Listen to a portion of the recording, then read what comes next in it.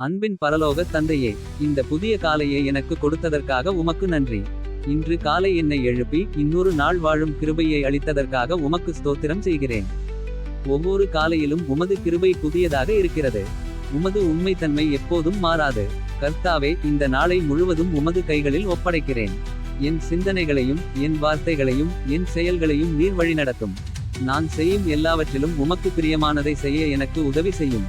இன்று என்னை சந்திக்கக்கூடிய எல்லா சவால்களையும் எதிர்கொள்ள எனக்கு வலிமை தாரும். சரியான தீர்மானங்களை எடுக்க ஞானம் தாரும்.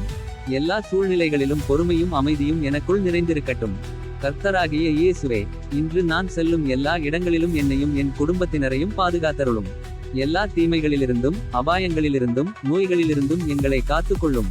உமது தூதர்கள் எங்களை சுற்றி இருந்து எங்களை வழிநடத்தட்டும். எங்கள் வீட்டில் உமது சமாதானமும் சந்தோஷமும் நிரம்பியிருக்கட்டும். நாங்கள் செல்லும் இடமெல்லாம் அன்பையும் நம்பிக்கையையும் பகிரும் மனிதர்களாக எங்களை மாற்றும்.